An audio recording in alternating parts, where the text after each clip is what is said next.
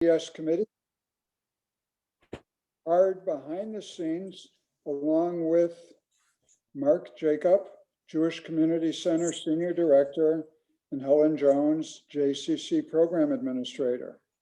We're bringing you a fantastic lineup this year, from spy thrillers to cooking to memoirs and everything in between.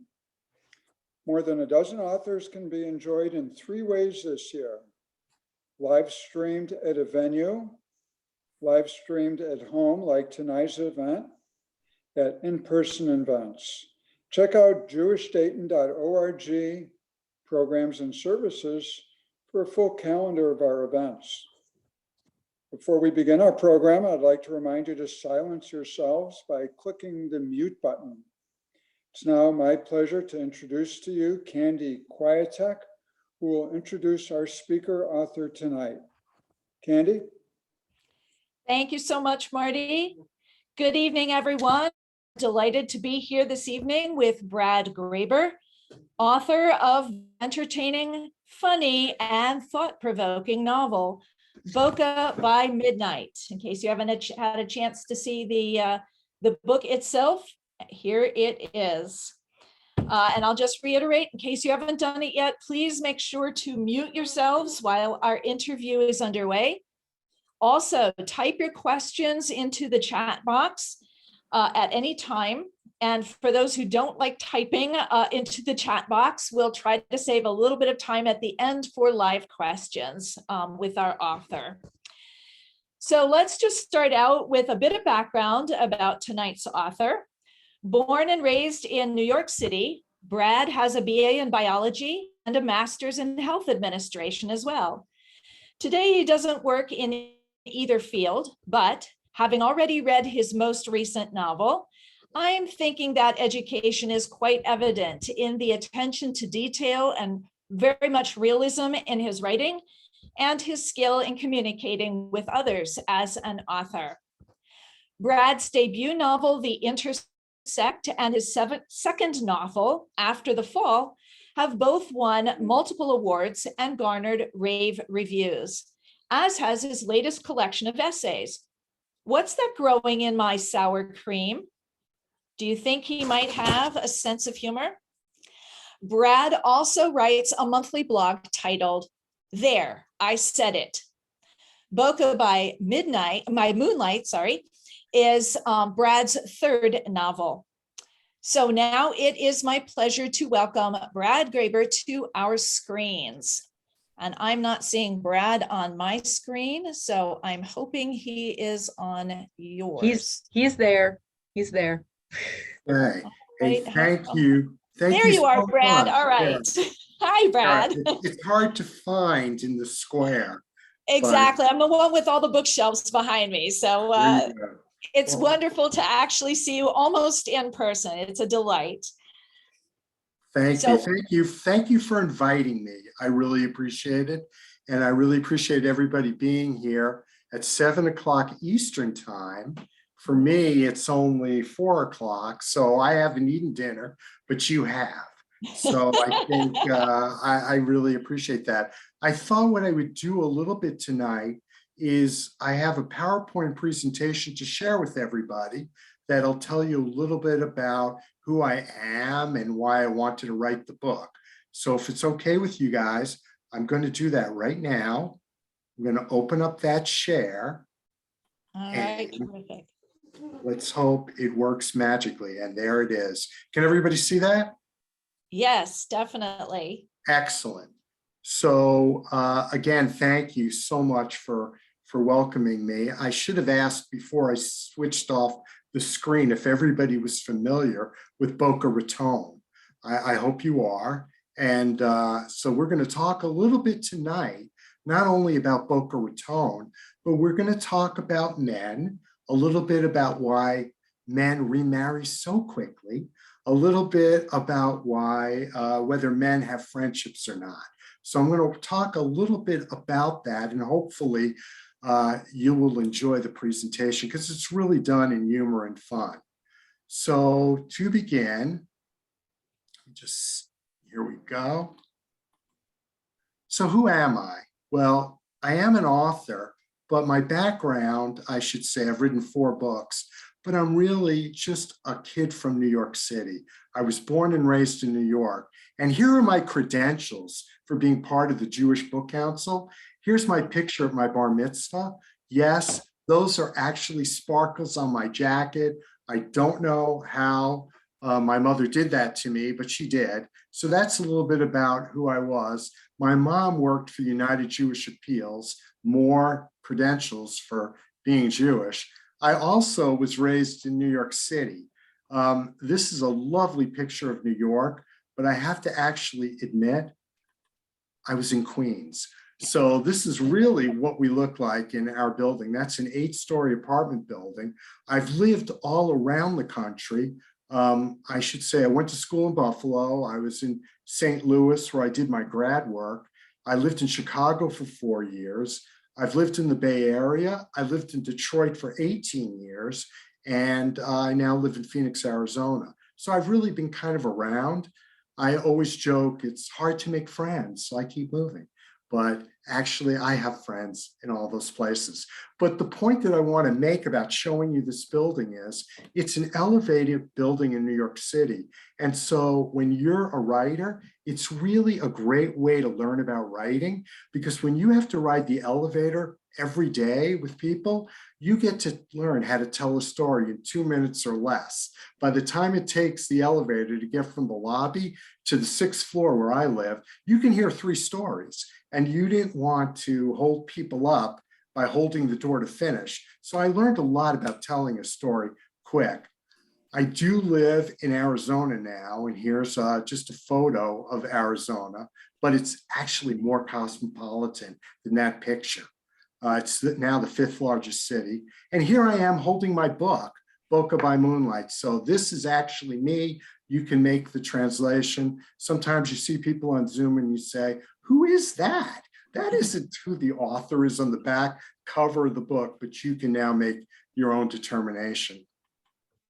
So why did I want to write the book?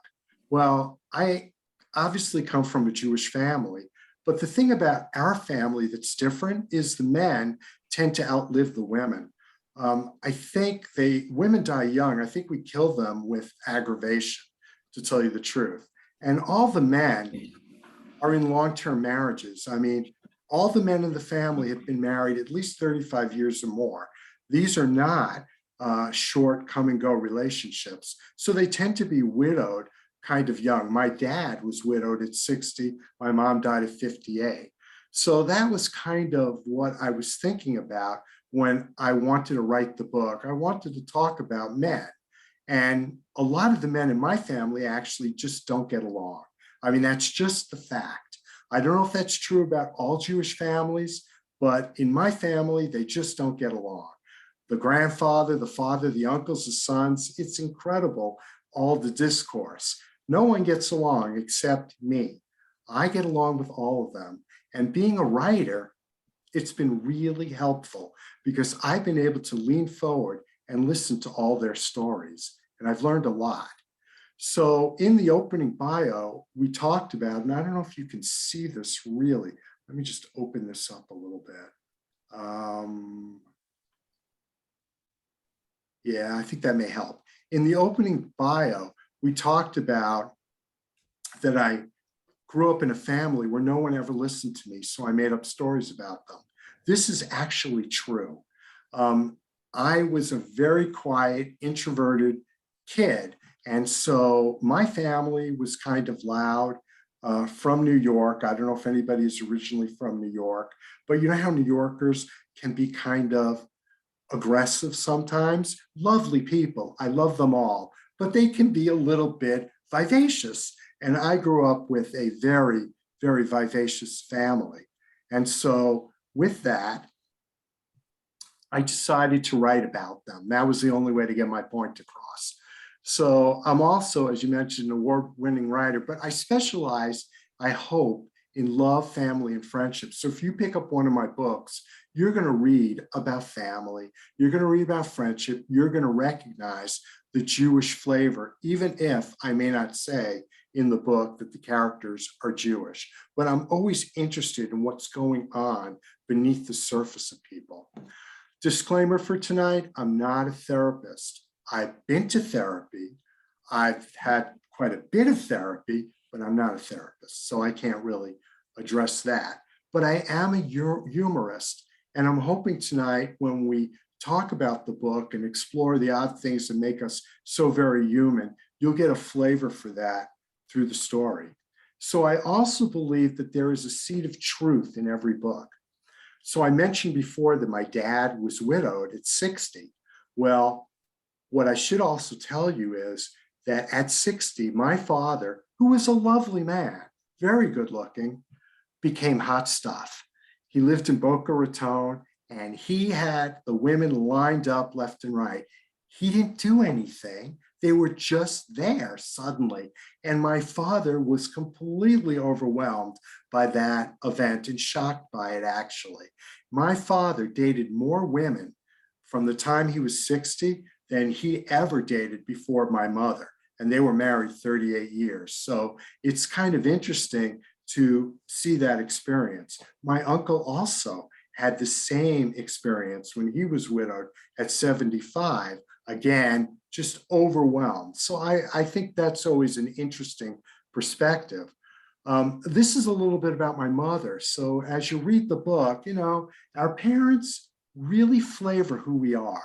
When you're a writer, everything that's going on in your world, if you will, is a bit about who you are. It's a bit about the people who raised you.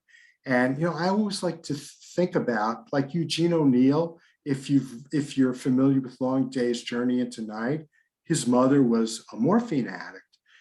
That's true. And if you read Tennessee Williams and, you know, Glass Menagerie, his sister had a disability. That was true. The story may not be true, but there's always that seed of truth about what's going on, and which always makes me wonder about Stephen King. What is going on in his family that he can write those books? That's just crazy. Anyway, in my family, my mom, you know, she was pretty outspoken and she had a lot of opinions. And so when you read me, you're going to get a bent of a certain element of people and what we think and what we believe. My grandmother, on the other hand, she was full of wisdom. So she would say, this is one of her lines: "You're born with the face God gave you. You wind up with the face you deserve." My grandmother used to say that and other things to me. And I frequently would wonder, what does she mean by that? And so every day when you get up and you look in the mirror, I always would think, well, am I meeting and fulfilling my potential? Am I a good person?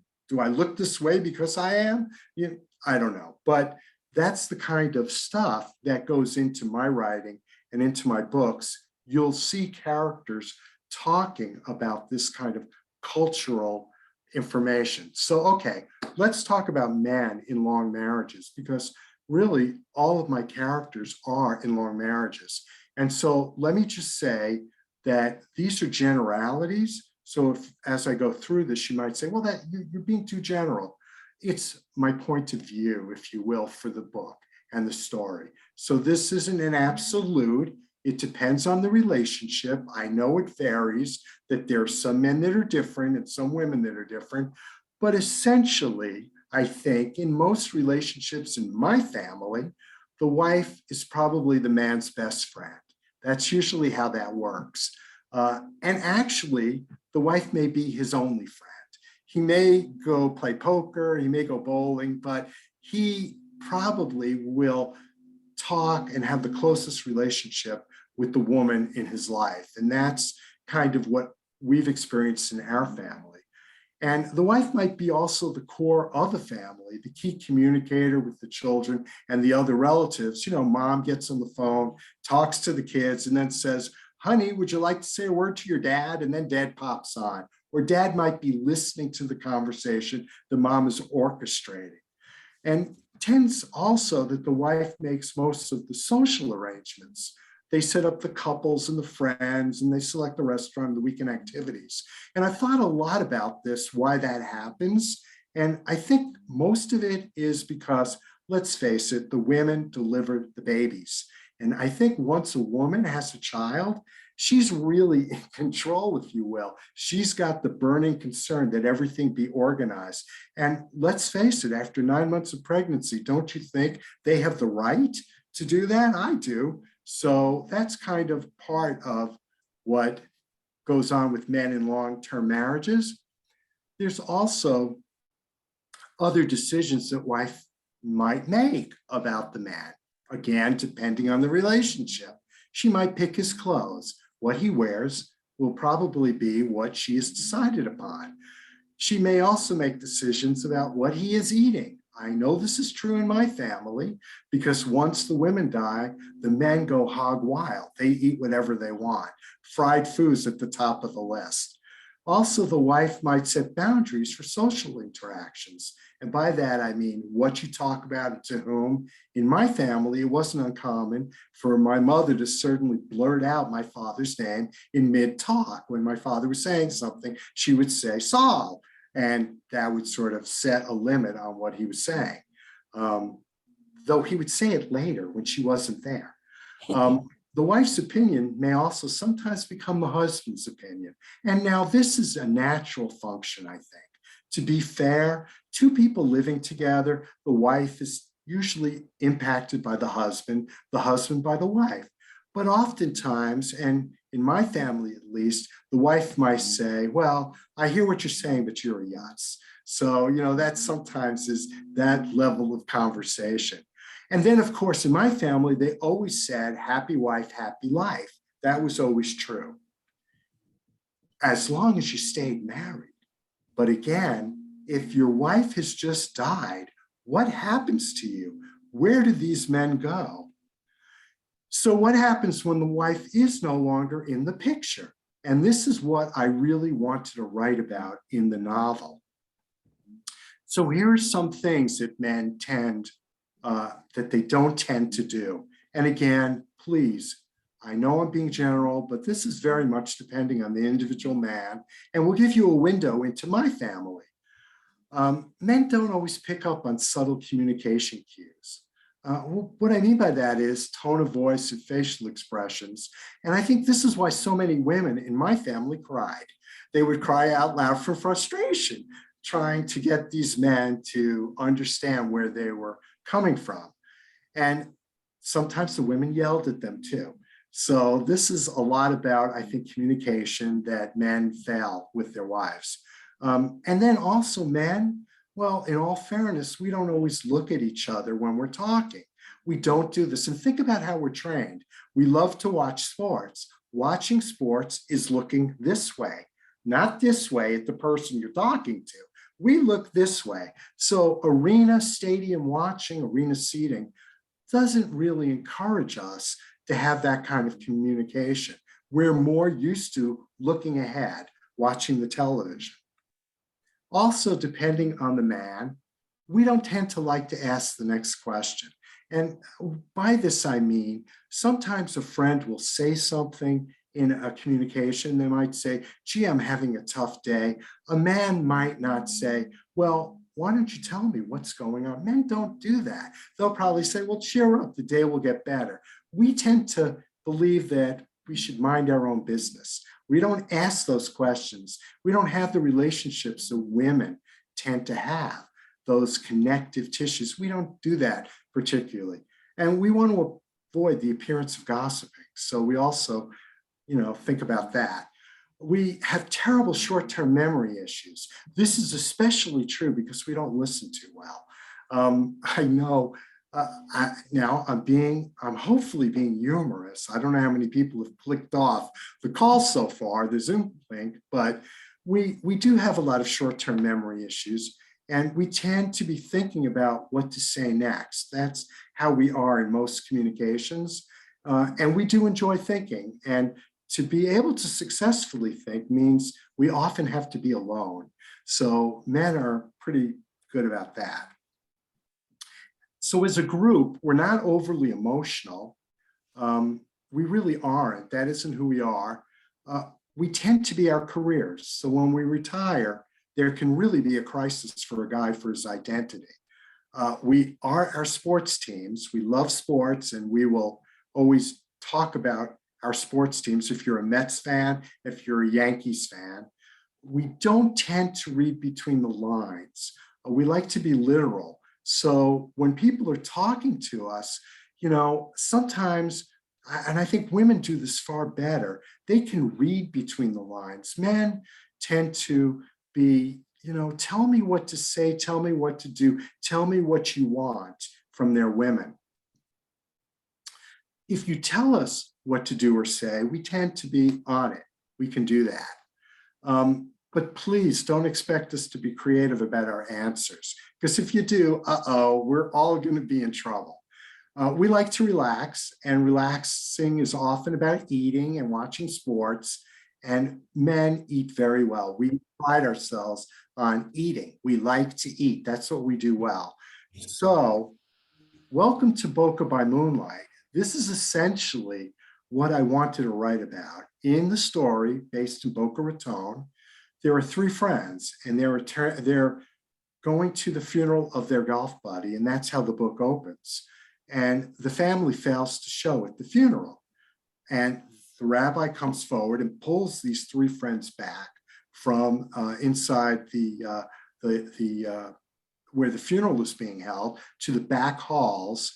And first thing, the men are shocked by all the women at the funeral. Where are all these women coming from? That was their first surprise. And then the rabbi says to them, guys, the check to the mortuary has bounced, and the family has failed to show. And these are three friends, they're golf buddies with the deceased, and they're like, what? What do you mean the check has failed to bounce? How could that be? And so the friends have to get together and cover the costs. And of course, they're going to be concerned about how they get reimbursed. Why? Because one of the men has bought into a 5-star resort, the Boca Raton Hotel and Country Club, that is really a private resort and well above his means. And unfortunately, his wife died of cancer, and he's got huge medical debts. And so he's really strapped. So people don't always think of folks in Boca Raton being strapped for money, but this guy is. And then, of course, the other thing is they're outraged how this could happen. How could there be a funeral and nobody is showed? So let me just say this, and I hate to admit this, but I will. In my family, we do have funerals where nobody shows. And so you can ask me that question later, but it's some people show, but most people don't show. So that's kind of the seed of truth also with that. But how can they show? If they don't have a relationship with each other, they wouldn't go to the funeral. But I didn't want to write about that. I wanted to write about what happens when men get together and have to figure out this kind of cozy mystery about how to get reimbursed. Well, these three friends are made up of George. He's a widower. He's financially strapped. Then there's Herbie. He's 4-time divorced. And Herbie's decided that it's really his first wife that truly loved him. So that's his character. Then there's Benny. He's a sports fanatic. And they spend a lot of time together, these three friends. They are retired, so they go to breakfast a lot. They'll go to lunch a lot. If you're familiar with Boca Raton, they're going to be in Meisner Park. They're going to wind up at a lot of the delis in the area. I will take them to every deli, and they're going to eat together quite a bit and talk about food. So that's part of the book. But they do spend a lot of time together. But how well do they know each other? And their friendship is going to be tested through the reimbursement, how to figure out how to get reimbursed. And what lessons can they learn from their friend to avoid making the same mistakes? Because there is a reason, and you have to read the book to find out why this friend's family did not show. There's a reason, and they're going to have to find the family.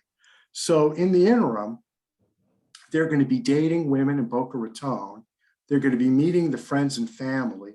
As I said, they're going to be eating. They do a lot of eating. And they're going to wonder, who are the women at the funeral? That's going to be part of the clue to the story. Why did the family fail to show? Why did the check bounce? How will they get reimbursed? And will they be honest with each other as the need arises in each of their lives, and they're each going to pass a point that they're going to need truly a friend. So when you think about why do men remarry so quickly, I guess the question is, what's really quick? Is it 6 months? Is it a year? Does it vary by age? Does it vary by whether they're getting companionship or care, or afraid of being a caregiver? I've heard a lot of women say that they don't want to remarry because they don't want to take care of a man. But I've rarely heard a man ever say that about a woman. So in my family's life, my dad did remarry within a year. He did. So he did that rather quickly. I was happy he did because he was a widower. So I didn't want him to be alone. But unfortunately, nobody liked her in the family. So that's always a challenge too, when that happens. And I find in talking to people that even if they do like the second wife, and sometimes it does work out great. If you're divorced, the second wife might help raise the kids. That might be terrific, but usually there's a tension that does go on when the men remarry. And it was true in my family, certainly. And then again, do second marriages complicate the relationship with children from the first marriage? Even if they're adult children, can it complicate the relationship? And I could say in my family, it really kind of did complicate the relationship. The book doesn't talk on this, but if you know about the author, you will know that that's part of the backstory about what I wanted to write about and explore. And I should mention this, which I didn't mention at the beginning. I wanted to write something that was about Jewish adults over the age of 50. Now, I don't think that there's a lot of material out there based on baby boomers and their lives, and men in this age category and women in this age category. And so I tend to write, most of my books tend to be about people who are, I say north of 45, but between us, they're probably north of 50. And those are the things I'm interested in. What is their life about? What are they going through? What are their issues?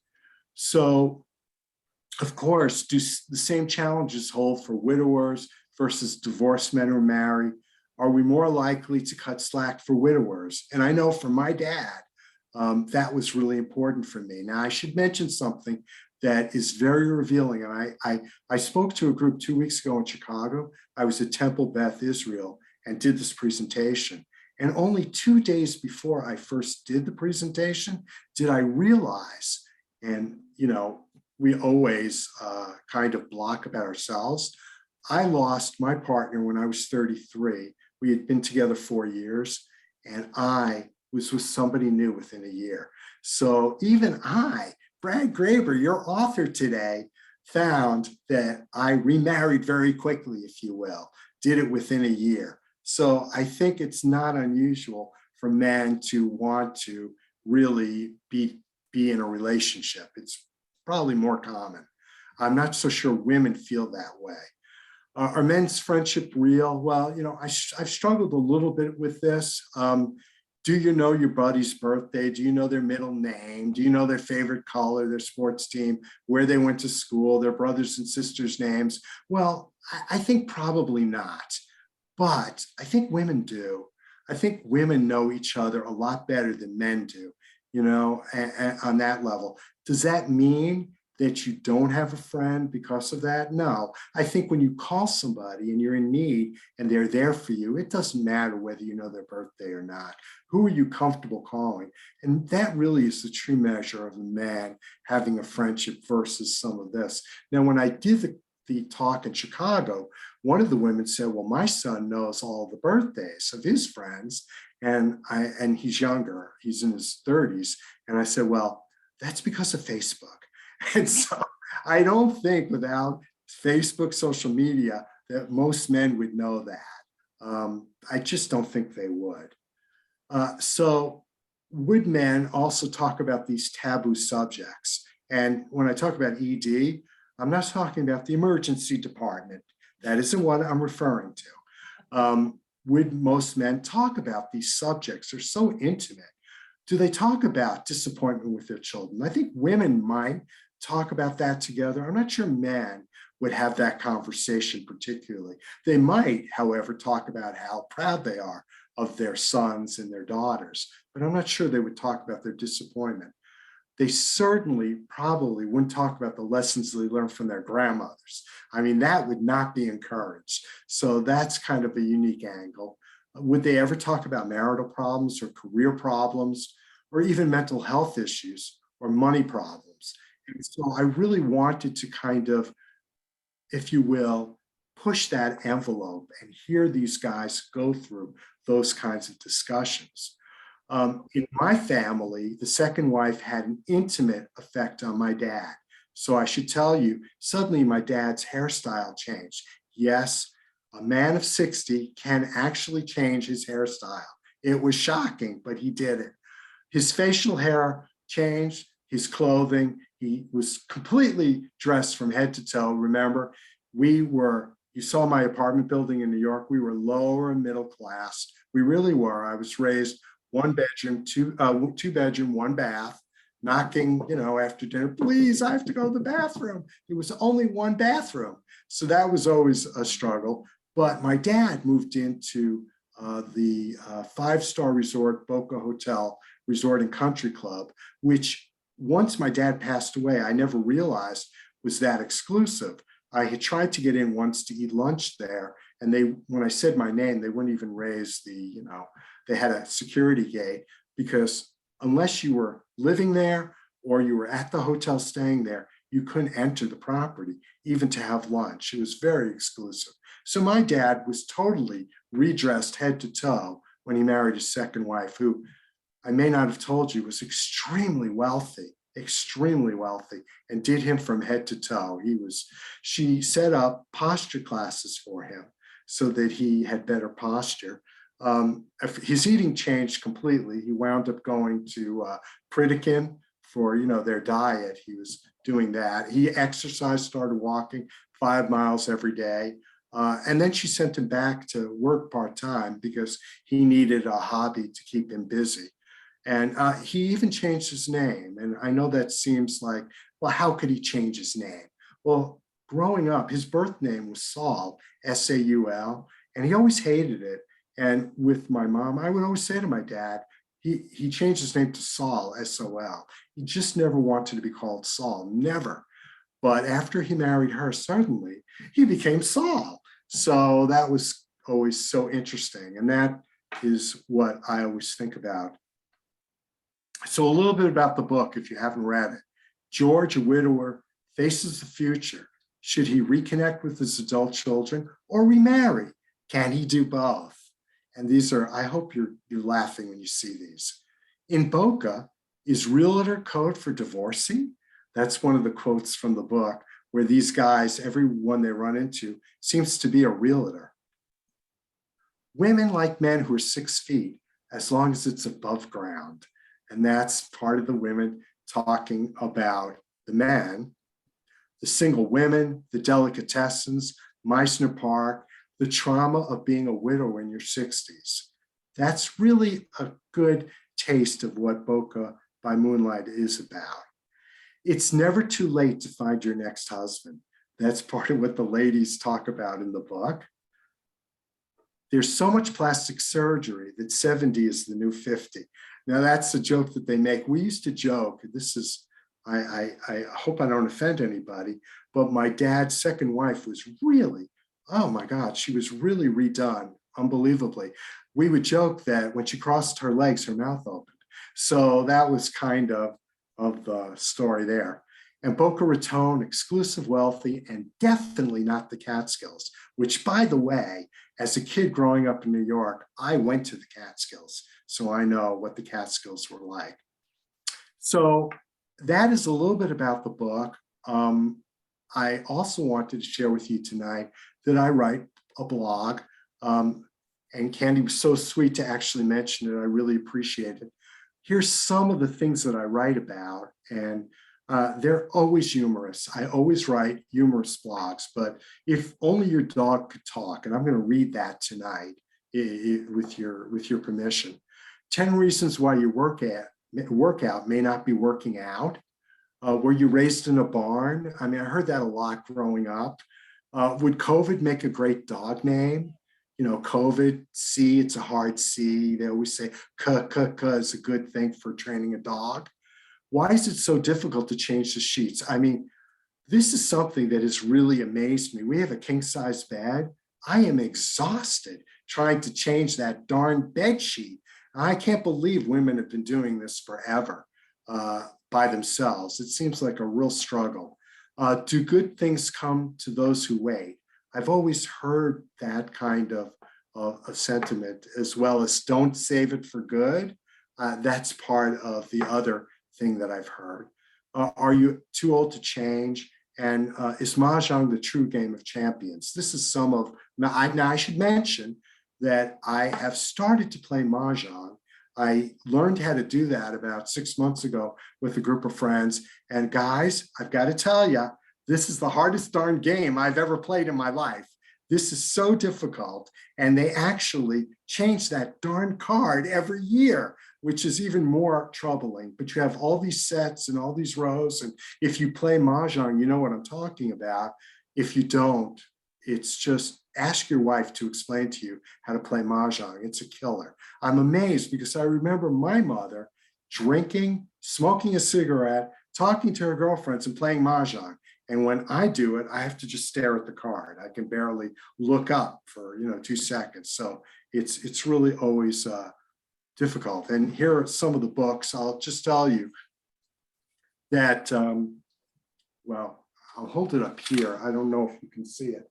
This is the book, which I'm really proud of. It's called What's That Growing in My Sour Cream? It's over 70 essays, and it's a lot of my blog, a flavor of my blog. And you can see the cover here. And then The Intersect is my debut novel, was really about moving to Phoenix. And the story is about 2 gay men who buy a house, and then their doorbell rings, and a woman who had been convalescing, her family sold her home out from underneath her. She shows up at the door, and one of the men says, "Oh, you must be my partner's aunt," and shows her into the guest room. And that begins that story. And then After the Fall is the story of the young girl who really is being raised by her grandmother and has no idea about what has happened to her family. She's going to go on a journey to find them. So those are the other books that I've written. And I was just going to mention that if you enjoyed tonight talking to me, and if you send me an email to brad@bradgraber.com, I will send you a link to a free copy, ebook copy of What's That Growing in My Sour Cream. I'm very eager for everybody to join my email list. So that'll be my bribe for tonight. So again, if you send me an email to brad@bradgraber.com, I will send you the ebook of What's That Growing in My Sour Cream. And I guarantee you're going to laugh and enjoy that. So that's a little bit about me and the presentation. So let me just unshare this so I can open this up. How do I get it? Hold on. I want to stop the share. There we go. So now I'm back. I think I did pretty well in terms of time.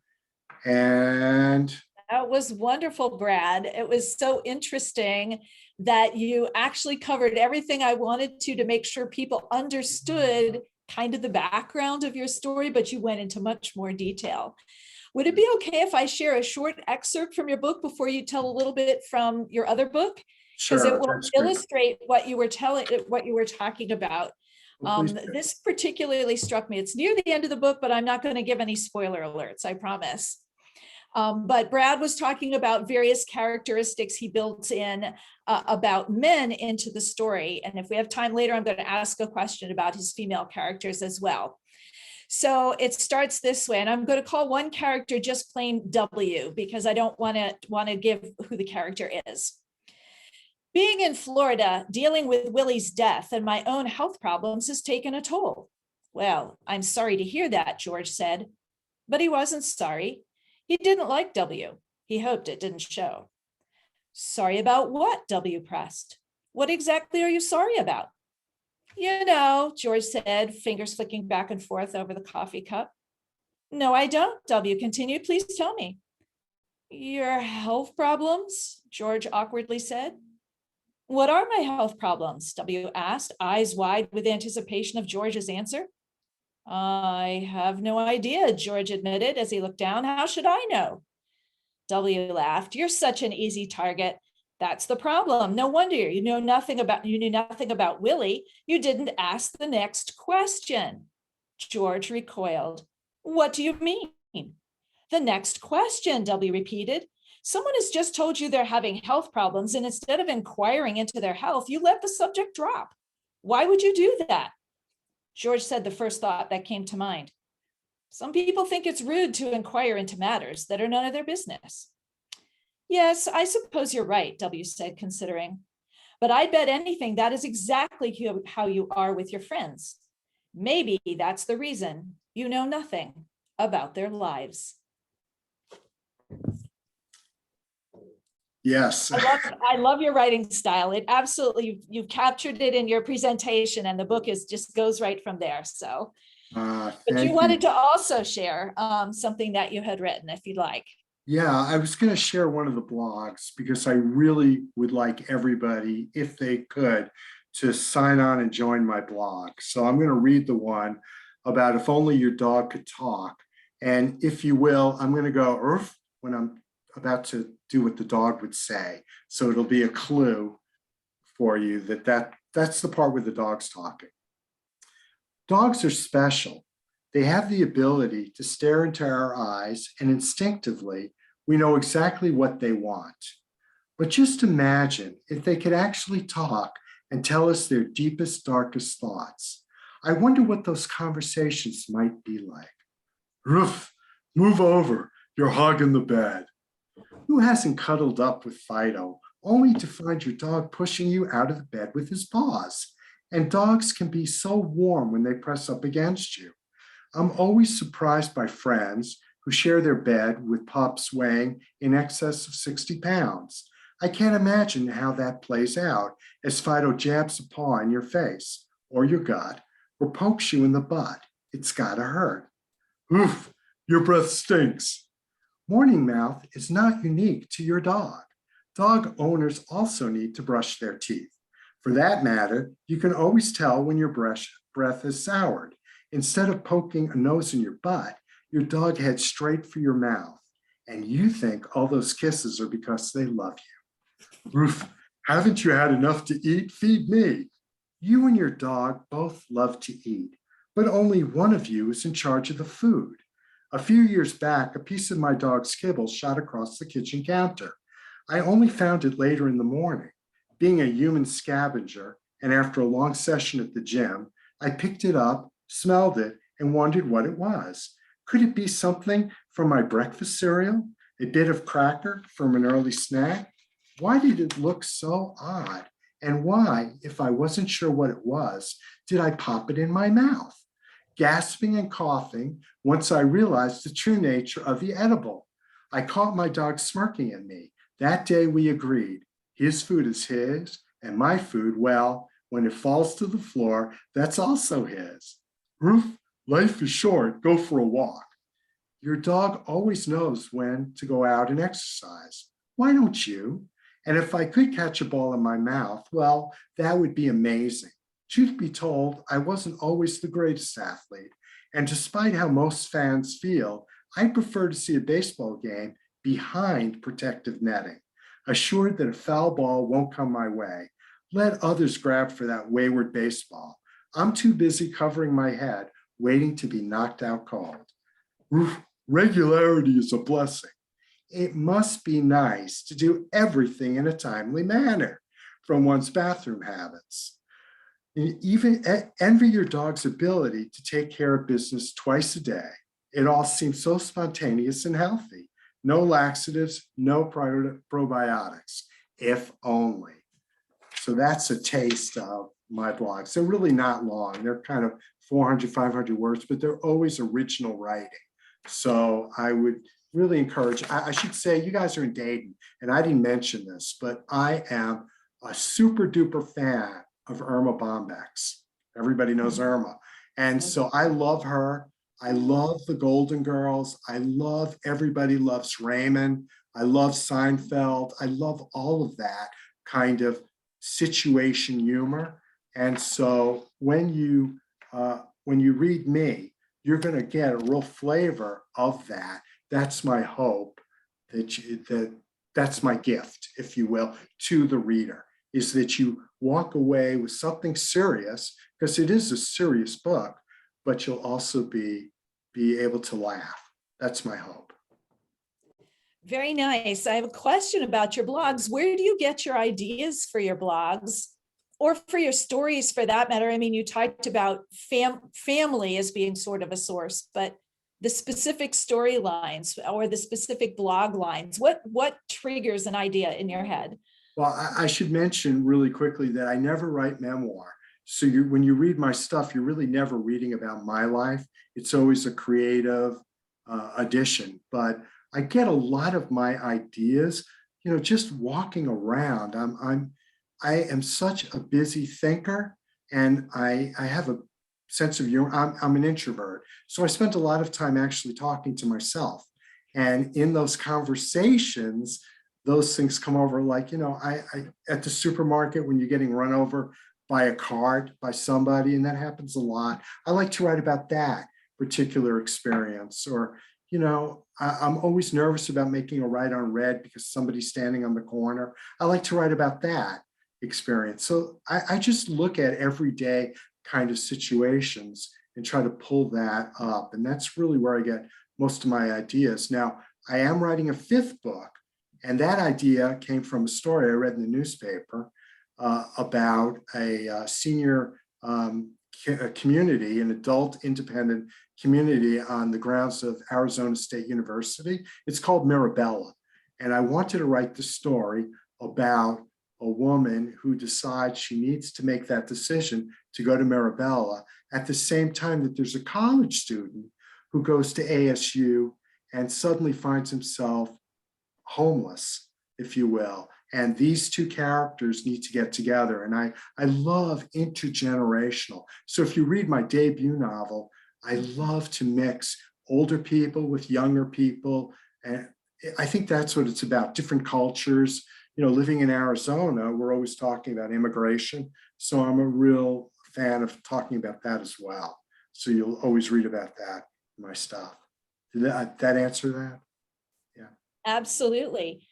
When you start a story, do you always know where it's going to go? Do you have it sort of kind of plotted out as soon as you start writing it, or does it sort of grow organically?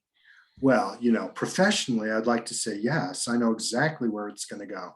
But the truth is, I have no clue. I usually know the beginning, and then I know the end pretty much. I know where I want it to finish, but I don't usually know where it's going to go. And I've tried to, a lot of writers talk about how they plan their books and they plot them out. And I've tried to do it, and it just really doesn't work for me. I think a lot of my characters come to life as I'm writing, and I get to follow the stories I'm doing it. I should tell you that as a kid, I used to love to play a lot in my own head.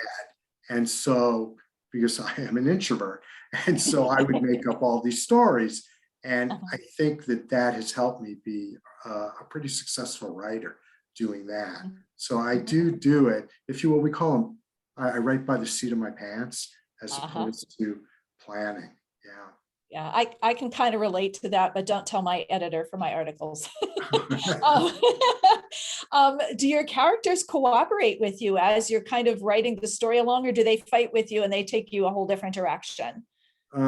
Well, they usually do cooperate with me, and I find I'm always depressed when a book ends because I become so close with them. They feel real to me, which is, kind of, the writer's delusion, that you kind of create these characters and they feel real. If the, the way I know if a book is really working, I know this is weird, but if I haven't gotten close to the end of the book and started to cry over a scene of something that's touched me, that's been poignant, and there is a scene in Boca that actually makes me cry, but in each of my books, there is something where if I haven't cried, I haven't cried, I haven't done it. I can't expect you to be touched if I haven't been touched. And so that's really kind of important to me. Yeah, I can totally relate to that. You have female characters also, two in particular that stand out, three, I guess, really, but two in particular that stand out all through the book. What's the most difficult thing about writing female characters as compared to maybe the guys, or maybe it isn't difficult? It really isn't difficult for me. Yeah. I was raised, as all men are, by women, but I was also, I didn't mention this, a little gay boy. So I spent a lot of time listening to the women. I was always interested in what they had to say. I was always interested in my grandmother and my mother and they would always say, I would hear them, my mom would, friends would say, he's listening, get him out of here. But that's really, again, I talked about an 8-story building. I was raised in an 8-story building, 22 apartments on the floor, 2 buildings in the co-op. And my mother really was very social. I heard about all these stories. I mean, there were so many stories going on in that development. The development was called Aguila Gardens, and there wasn't a flower anywhere in sight of that development, nowhere. But they called it Aguila Gardens. So when you grow up in that kind of environment, I mean, you've got to be a writer. You just have to be, and there was always that sense of inconsistency that was funny. Yeah. Well, I have to say, I've read your book. I actually read it twice already. And both times totally enjoyed it. Your characters, they're very distinctive. They are really like real people that jump off the page, both the guys and the gals in the story. So all sorts of kudos to you for being able to do that, because a lot of writers are not able to do that. I had a question from Neil in our audience. Late in the book, there is a time when some of the adults are not close to their offspring. There's kind of a schism between them. Do you find that is very sort of epidemic in society today, or the experiences that you've run into as you've been listening in on stories or listening into various vignettes as you travel around? Yeah. Is that becoming more of a sort of a thing in society today? I'm hearing really there's a theme of loneliness that I'm beginning to hear. And I can really identify with that myself as a writer, because I spend a lot of time alone. But there is a feeling of loneliness, especially I think with older adults. If you're a widow or a widower, certainly, but you don't have to be. You could be married and still feel this sense of loneliness, because you really can't rely on just one person to meet all the needs of your life. You really can't. It's not fair, nor is it possible. And so I do hear a lot of people have been talking to me about loneliness. And I think men feel that. I think women do too. And that is what I'll be exploring in book number 5. I wanted to really get to that quite a bit. Yeah. Wonderful. Okay. So I just want to make a note to the audience. We only have a few more minutes. So if you have a live question that you definitely want to ask, now's your time to kind of unmute. And I don't know if I'll see you waving, but you can just start saying your question out loud. Meanwhile, I have a couple of other questions, if there aren't any from the audience. One is, I particularly enjoy how you wove unexpected surprises into the story, especially near the end of the book. It becomes almost like a mystery story. Is that a particular trademark of your writing style? Yes. I love cozy mystery, and I think it's really fun to do about family and lives. And there's always something going on with people that drives character. And so I do like that. I like that little surprise. I also like the red herring. So in this book, there's always a little red herring, and that's causing the book to keep going, but that's really not what the story's about. So in this book, the red herring is kind of getting reimbursed for paying for the funeral, but that really isn't what the story's No. about. The story's really about these three men building relationships and understanding about how their lives are different and changing. And Yeah. I've really been surprised how many women found the book so interesting, because it's like a window into what men are thinking or doing, or the challenges they face. Yeah, it's almost like there are sort of two parallel universes that are kind of on these tracks that are going alongside one another, and you see them connect every so often in the book. Right. It's really exciting to watch that happen. Hey, Candy, Um, I have a question. Go for it, Helen. Is your father and your stepmother, are they both still alive? My stepmother is, we don't call her that. Oh, okay. Whatever she is. We don't ever call her that. No, Okay. she is alive. Dad's second wife. Dad's second wife is alive. My dad is gone. He died at 78. And he died not having a relationship with my brother. They hadn't talked for about 10 years, so they had a falling out. He also had a falling out with his father-in-law, and we can go on, all the falling outs he had. Oh, no. I didn't really want to write about that, but it is very here. So here's the other thing, which I don't know how many writers will tell you this. Talk about therapeutic. I was able to write a story that had a much better ending than my dad's did, and I wanted to do that. I wanted to write. I think it was very healing for me to have a character that actually can change, Mhm. and reconnect with family. So I wanted not to give the end away, but I wanted to help that storyline. Yeah. Great. I- Do you I have have favorite? Oh, who has a question? Go ahead and pop up, whoever it is. Beverly, it's hi, not a Beverly. question, it's a statement. Looking forward to your next book. Because there was a wedding listed in the New York Times a couple months ago where the woman was 84 and the man was 41. I'm thinking that would be an amazing story. So it sounds like your next book with a University of or Arizona State student and Yeah. might be along those Well, lines. I wasn't going to get them married, but that is kind of interesting. But it's funny you say that, because I'm an avid reader of the New York Times. So when you asked me about where you get your ideas, oh my gosh, I just pulled out something from the New York Times that I thought was fascinating. And I thought, well, that could be book number 6. So there's always a seed of something that captures your imagination.